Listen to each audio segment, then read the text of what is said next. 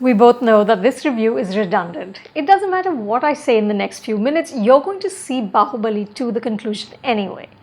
So I'm going to try and make your viewing experience better. Here's my advice. First, have patience. This film doesn't get into its groove until we're almost at interval.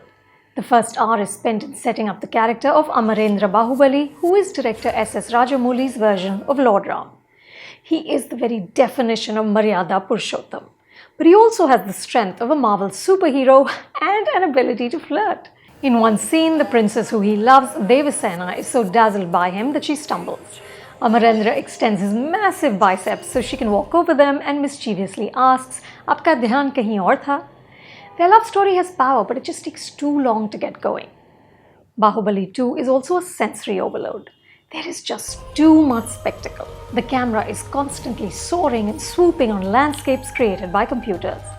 The characters are constantly walking in slow motion. Most of the actors are pitching their performances at ear-shattering decibels. There is no room for subtlety or nuance. There are too many battles and too much background score underlining the frantic action. Basically, there's just too much effort to convince you that you're witnessing the making of a myth, that this isn't just a movie, it's a legend on celluloid. Secondly, the answer that we waited for so long, "Kattappa ne Baahubali ko kyun mara," is unsatisfying. It irritated me that I could predict it much before it happened. Unlike part 1, here the narrative is weaker than the visuals. Once again, writer V. Vijayendra Prasad reworks themes from the epics, the Mahabharata and the Ramayana. But the palace intrigue and the quest for power that leads to Amarendra's murder feels more like a soap opera. The storytelling is more convenient than skillful. So temper your sky-high expectations and then submit to Rajamouli's epic imagination. He's an amazing, audacious director with a mind that creates such inventive scenarios that you will gasp out loud. At one point, palm trees are being used as war weapons. Earlier, we have a swan-like ship that becomes airborne, so we get this Titanic moment.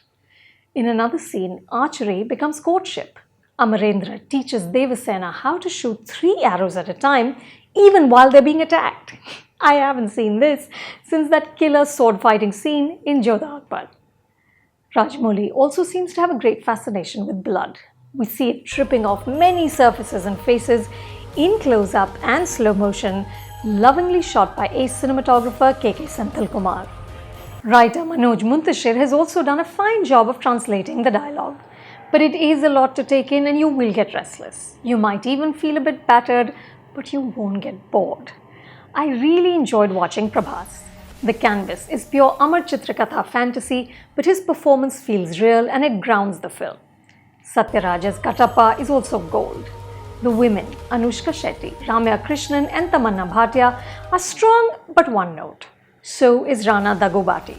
But with his mountainous torso and one glowering expression, he makes a worthy opponent for both Amarendra and Mahendra Baahubali. Baahubali 2 revisits the themes of honor, duty, goodness and courage. It doesn't always succeed, but the sheer ambition and scale deserves applause. I'm going with 3 stars.